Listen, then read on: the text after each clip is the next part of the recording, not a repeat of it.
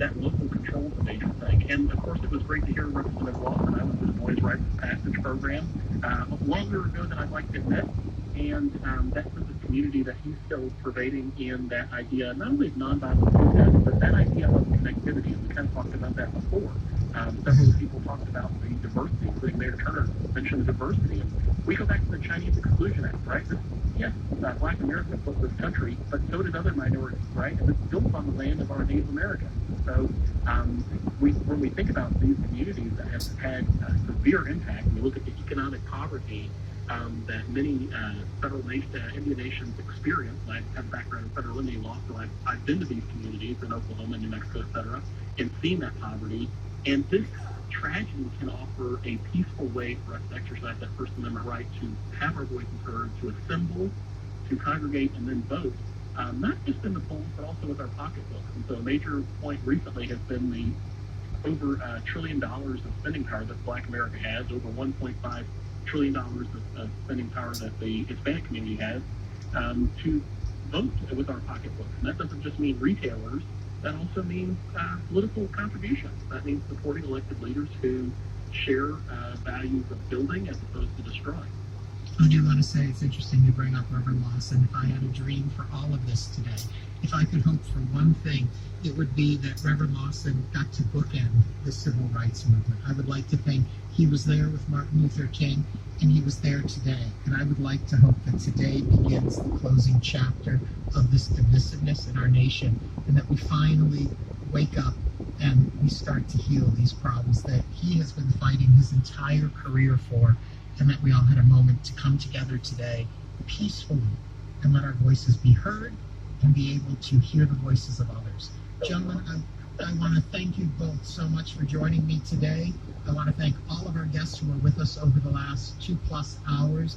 I want to remind anyone who's listening that there are 60,000 people moving through downtown right now. So please keep that in mind while you commute, and also to stay safe out there. I hope for any of the folks that are in the march to remember the words of the family, peaceful protest today.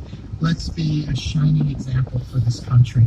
I'll be back tomorrow at 3 o'clock with another edition of Houston Matters, special edition where we will be listening to the community's reaction to what we heard today, and your calls will be invited there. So thank you all for joining us. Thank you for listening. Gail DeLauder has been sitting by waiting to give us the update on the news all afternoon. Gail, I turn it over to you.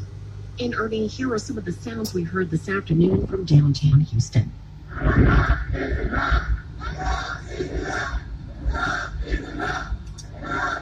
Thousands have been rallying downtown in memory of George Floyd. The march is returning to Discovery Green after impassioned speeches in front of Houston City Hall. News 88.7's Jen Rice is watching today's events. I'm at the corner of Louisiana and Walker, and that's about a block from City Hall after walking from Discovery Green.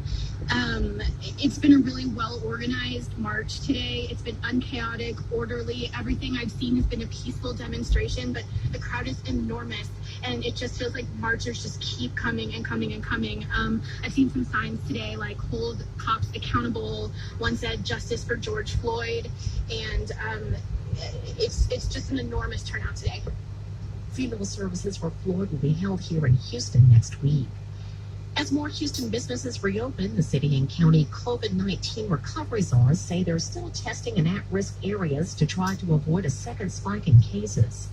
Houston recovery czar Marvin Odom says along with more testing and other safety measures, people need to keep social distancing. But then it really comes down to, and maybe the most important factor of all, is individual behavior, which is all around understanding the importance of continuing just the basic fundamentals of physical distancing, wearing a mask, and really, protecting yourself and protecting others. Hundreds of contact tracers are being hired to help track the virus. Forecasters in Greater Houston are keeping a close eye on the newest storm in the Gulf of Mexico. Cristobal became a tropical storm earlier today. The storm is currently moving over the Bay of Campeche in Mexico. The National Weather Service says it's too early to know where exactly Cristobal will go, but people along the Gulf Coast should prepare for possible impacts starting this weekend. Partly cloudy skies are in our forecast tonight. Overnight low near 73. 30% chance of rain tomorrow. Right now, 89 degrees on the University of Houston campus. I'm Gail DeLauder, News 88.7. We now return to All Things Considered, already in progress. The global pandemic, which continues. Primary elections are being held today in 8 states and the District of Columbia. Voters were encouraged to cast their ballots by mail, but hundreds of polling sites were still open for voting in person, and officials braced for potential disruptions. NPR's Pam Fessler covers voting, and she is with us now. Pam, thanks for joining us. Hi, Michelle. And how have things been going so far?